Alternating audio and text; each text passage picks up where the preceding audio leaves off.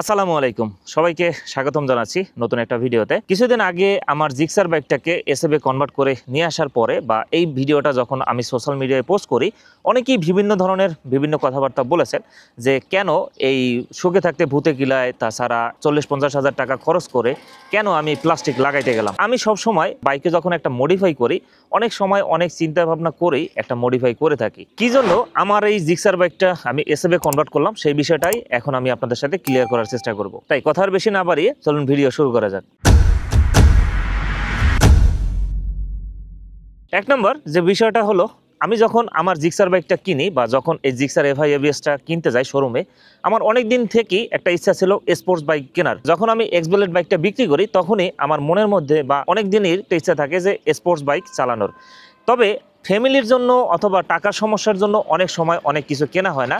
ঠিক সেরকমই বা সেই চিন্তাভাবনা করেই আমি আসলে এই বাইকটা যখন কিনতে যাই, তখন আমার ইচ্ছে ছিল এই জিক্সার এসএফ বাইকটাই কেনার। ফ্যামিলির জন্য ব্যবহার করাটা ঠিক হবে কিনা, বা যেহেতু কিডওয়ালা বাইক একটু চালাতে সমস্যা হতেই পারে, এজন্য এসএফ রেখে আমি সুজুকি জিক্সার এফআই এবিএস এই বাইকটা কিনে থাকি। এই সুজুকি জিক্সার এফআই এবিএস এটা যেহেতু একটা কমিউটার সেকশনের বাইক, এই বাইকটা আমি দীর্ঘ 1 বছরের বেশি রাইড করলাম। এখন 1 বছর পরে এসে আসলে বাইকটা আমার কাছে কেমন জানি আর ভালো লাগতেছিল না, তাই চাচ্ছিলাম বাইকটা পরিবর্তন করার জন্য। কিন্তু মার্কেটে বর্তমানে যে সকল বাইক আসছে, এই বাইকের মধ্যে আমার আসলে সেরকম কোনো বাইকই পছন্দ হয় না, মানে আমার বাজেট অনুযায়ী। সিএফ মোটর বাইকগুলো খুবই সুন্দর, কিন্তু এগুলো যেহেতু একটু হায়ার সিসি বাইক আর আমি একজন মধ্যবিত্ত লোক, এই হায়ার সিসিতে গেলে একটু মেনটেন্যান্স খরচটা বেশি হয়ে যায়, তাই আমি মেনটেন্যান্স খরচের কথা চিন্তা ভাবনা করে হায়ার সিসিতে গেলাম না। তবে হর্নেট 2.0 এই বাইকটা আমার কেনার অনেকটা ইচ্ছা ছিল, কিন্তু হর্নেট 2.0 সম্পূর্ণ একটা কমিউটার সেকশনের বাইক। তবে আমার মনটা বারবার এই স্পোর্টস বাইকের দিকেই চলে যাচ্ছে, তাই লাস্ট পর্যন্ত অনেক চিন্তা ভাবনা করে দেখলাম যে আমি যদি এসএফটা কিনি, এসএফ কিনলে আমার ফ্যামিলির জন্য ভালো হবে। তাছাড়া আমি একটা সেমি কমিউটার সেকশনের বাইক আবার সেমি স্পোর্টস বাইক হিসাবে ব্যবহার করতে পারবো, কারণ এসএফের রাইডিং স্টাইল আমার কাছে মানে সমান সমান, পুরোপুরি লিন হতে হয় না, একদম একটা কমিউটার সেকশনের মতো সোজাসুজি হয়ে বসতে হয় না, আরও 3 পার্ট হ্যান্ডেল, তার সব কিছুই একটা এসএফের মধ্যে পাওয়া যায়। কিন্তু এসএফ যদি আমি একটা নতুন কিনতে যাই, 3,70,000 টাকা পড়ে যায় এই কাগজ সহ।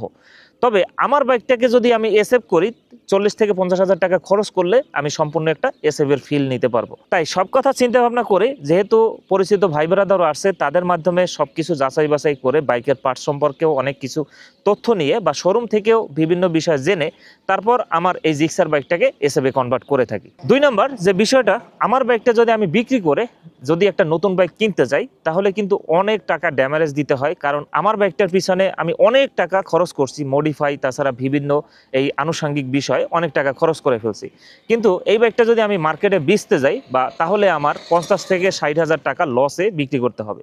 তারপর আমি যদি একটা নতুন বাইক কিনতে যাই, সেখানেও আমার প্রায় 1 থেকে 1.5 লক্ষ টাকা আবার নতুন করে আবার ইনভেস্ট করতে হবে। আমি অত একটা বড় লোকও না যে বারবার একটা নতুন বাইক কিনবো, এটা বিক্রি করে আবার একটা নতুন বাইক কিনবো, আসলে এটা আমার দ্বারা সম্ভব হচ্ছে না। এরপরে আসি, যদি আমি সেকেন্ড হ্যান্ড একটা বাইক কিনি, মার্কেট প্লেস থেকে বা সেকেন্ড হ্যান্ড শোরুম থেকে যখন বাইক কিনতে হয়, তখন অনেক যাচাই বাছাই করে তখন একটা বাইক কিনতে হয়।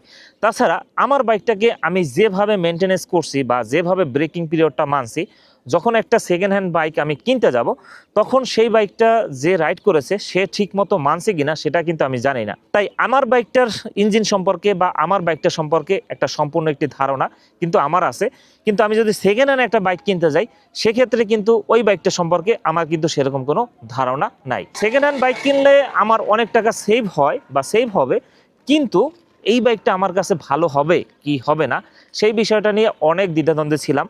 তাছাড়া আমার একটা কপাল আছে, আমি আসলে সেকেন্ড হ্যান্ড যদি কোনো কিছু কিনি, সেইগুলো আমার আসলে বেশি দিন লাস্টিং করে না। আমার সব সময় নতুন কেনা থেকেই বা নতুন যেগুলো কিনি, এগুলাই আমার কাছে দীর্ঘদিন ভালো থাকে বা দীর্ঘদিন ব্যবহার করতে পারি। এই জন্যই চিন্তাভাবনা করে বা অনেক ধরনের চিন্তাভাবনা করেই এই লাস্ট পর্যন্ত আমার জিক্সার বাইকটাকে আমি এসএফে কনভার্ট করে থাকি। মানুষের চাহিদার আসলে কোনো শেষ নাই।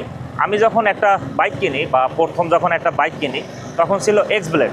তখন ভাবতাম যে একটা বাইক হলেই হয়, কিন্তু যখনই এই ইউটিউবিংয়ে ঢুকি বা যখন ইউটিউবের কাজকাম শুরু করি, এই এক্সব্লেডের সকল ধরনের ভিডিও দেখানোর পরে তখন আর কোনো আমার কাছে আর ভিডিও থাকে না। চিন্তা ভাবনা করলাম যে আসলে এই বাইকটা বিক্রি করে বা নতুন আরেকটি বাইক কিনে আবার ভিডিওটা শুরু করি। এরপরেই এক্সব্লেডটা বিক্রি করে এই সুজুকি জিক্সার এফআই এবিএসটা নিলাম। এই জন্যই আসলে মানুষের চাহিদার আসলে কোনো শেষ নাই। যখন একটা চাহিদা পূরণ হয়, তখন মানুষের চিন্তা করে যে নতুন করে আরেকটা চাহিদা পূরণ করার জন্য। আমার ব্যাপারটাও সেরকম হয়েছে, যখন একটা বাইক ছিল না তখন তো বাইকের মর্ম বুঝলাম না, কিন্তু যখন একটা বাইক কিনলাম তখন থেকে একটা স্পোর্টস বাইকের প্রতি আবার আগ্রহটা। এই জাফর ভাইয়ের সিবিআরটা কিছুদিন আমার কাছে রাখলাম। আমার কাছে রাখার পরে আমার ফ্যামিলিকে নিয়েও কয়েক জায়গায় ঘোরাফেরা করলাম, কয়েক জায়গায় যাওয়া আসা করলাম, সব কিছুই দেখাশোনা করলাম বা বুঝলাম। কিন্তু এই স্পোর্টস বাইকগুলো এগুলো সম্পূর্ণ ফ্যামিলি পারসন না, এগুলো জাস্ট একটা সিঙ্গেল মানুষের জন্য, বা এই সিঙ্গেল পারসন সবসময় ব্যবহার করতে পারবে। আমার এই 2-3টা বাইক রেখে চালানো সম্ভব না, তাই চিন্তা ভাবনা করলাম যে একটা স্পোর্টস বাইক আমার দ্বারা কেনা সম্ভব না। এখন স্পোর্টস বাইকের প্রতি যেহেতু আলাদা একটা টান আসছে বা আলাদা ভালো লাগতেছে, এখন স্পোর্টস বাইক কই পাবো বা কী করলে একটা স্পোর্টস বাইক আমি ব্যবহার করতে পারবো। এই লাস্ট পর্যন্ত আমি সুজুকি জিক্সার SF-এর এই বাইকটা সম্পর্কে মোটামুটি ভালো কিছু বিষয় খেয়াল করলাম বা কিছু জিনিস দেখা শুরু করলাম। মোটামুটি কমিউটার সেকশনের বাইকের মতোই, আবার এটা স্পোর্টস বাইকও না, অনেকে এটাকে স্পোর্টস বাইক হিসাবে মনে করে। লুকিংটা দেখতে একটা স্পোর্টস বাইকের মতোই, কিন্তু এটা স্পোর্টস বাইকের মতো ওই রকম স্পিডে উঠবে না, যেটা আমি এই কয়দিন চালিয়ে যেটা বুঝতে পারছি। তাই এটা সিটিং পজিশনও ভালো, পিলিয়ন কমফোর্টও ভালো। এই জন্য চিন্তাভাবনা করে বা এই সব চিন্তাভাবনা করেই আমি আসলে আমার বাইকটাকে আমি SF করলাম। শখ আর ভালো লাগা একটা অন্যরকম বিষয়, যেটা আসলে এই যারা বাইক ব্যবহার করে, বাইক ভালোবাসে, তারা কিন্তু এই বিষয়টা ভালো করে জানে। শখের তোলা অনেক সময় 80 টাকা হয়, তাই অনেকে বলে থাকে যে আমি আসলে বাইকটাকে নষ্ট করছি, বাইকটাকে নষ্ট করে ফেলছি। আসলে সেরকমটা কোনো কিছুই না, যা শুধু বডি কিটগুলো পরিবর্তন করছি, হেডলাইট আনুষঙ্গিক এগুলা। এখন এক্ষেত্রেই যে একটা বাইক খারাপ হয়ে যায় বা একটা বাইক ভালো লাগে না, সেটা কিন্তু না। বাইকের এই ইঞ্জিন মডিফাই করে থাকে, ইঞ্জিনের বোর্ড চেঞ্জ করে থাকে, ইঞ্জিনের সিলিন্ডার বড় করে থাকে, সিসি বাড়িয়ে থাকে, বিভিন্ন জিনিস মডিফাই করে থাকে স্পিডিংয়ের জন্য বা ওভার স্পিডের জন্য। কিন্তু আমি আসলে ওরকমটা কোনো কিছুই করি নাই, আমি জাস্ট শুধু বডি কিটগুলো পরিবর্তন করছি, জাস্ট শুধু একটা স্পোর্টস বাইকের ফিল নেওয়ার জন্য। কমিউটার সেকশনের বাইকগুলো যখন ব্যবহার করতে থাকবেন, একটা সময় গিয়ে আপনার অবশ্যই বোরিং ফিল হবেই, মানে আপনার আর ভালো লাগবে না। ঠিক আমার ক্ষেত্রেও সেরকমই হয়েছে, যেহেতু কমিউটার সেকশনের বাইকগুলো ব্যবহার করতে অনেকটা দিন ব্যবহার করে ফেললাম, প্রায় 2-3 বছর কমিউটার সেকশনের বাইকগুলো ব্যবহার করে ফেললাম। এখন একটু স্পোর্টসের দিকে একটু মন আকৃষ্ট হয়েছে বা একটু মনটা ওই দিকে গেছে।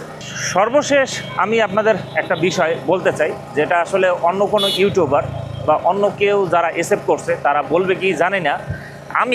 আপনারা একটু সামান্য কিছুদিন অপেক্ষা করেন। এখন যেহেতু রমজান মাস, সময়টা খুব কম পাচ্ছি, আর একটা ভিডিও করতে অনেকটা সময় লাগে। জিক্সার থেকে SF কিভাবে করাবেন, কি জিনিস আপনাদের খেয়াল রাখা দরকার বা কি জিনিস পরিবর্তন করা দরকার, সমস্ত বিষয়ের উপরে আমি একটা ভিডিও সামনে নিয়ে আসব।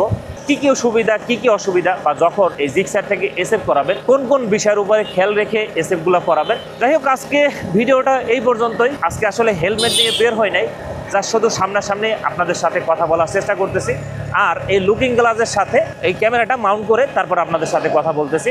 যাই হোক, সবাই সুস্থ থাকবেন, ভালো থাকবেন। আপনাদের সাথে দেখা হবে পরবর্তী কোনো নতুন ভিডিওতে, নতুন কোনো বিষয়। সবাইকে আসসালামু আলাইকুম।